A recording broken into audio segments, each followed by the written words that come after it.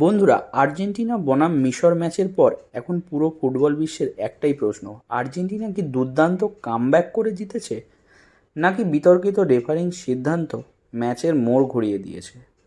আজকের ভিডিওতে আমরা দেখব সেই বিতর্কিত মুহূর্তগুলো, মিশরের অভিযোগ আর আসলে কী ঘটেছিল। ম্যাচের শুরু থেকেই সবাইকে চমকে দেয় মিশর। তারা 2-0 গোলে এগিয়ে যায় এবং মনে হচ্ছিল বিশ্ব চ্যাম্পিয়ন আর্জেন্টিনা বিদায় নিতে চলেছে।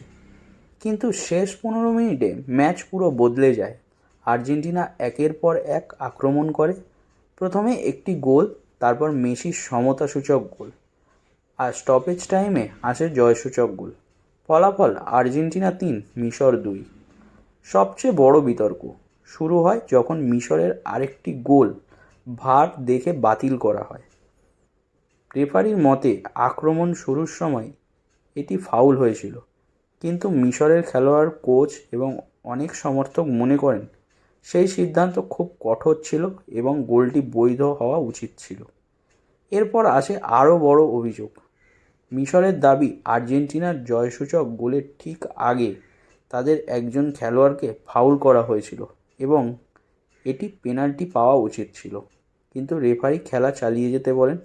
কয়েক সেকেন্ড পরেই আর্জেন্টিনা পাল্টা আক্রমণে জয়সূচক গোল করে।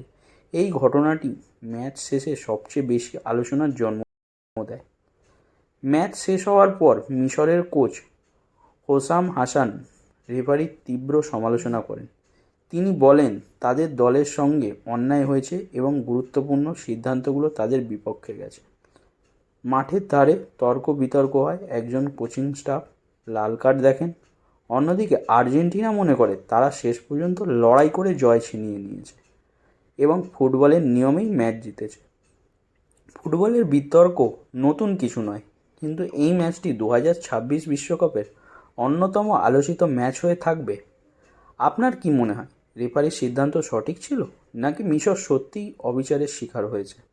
আপনার মতামত অবশ্যই কমেন্টে জানান। ভিডিওটি ভালো লাগলে শেয়ার করুন, বন্ধুদের সঙ্গে শেয়ার করুন এবং আরও ফুটবল বিশ্লেষণ ম্যাচ পেতে চ্যানেলটি সাবস্ক্রাইব করতে ভুলবেন না।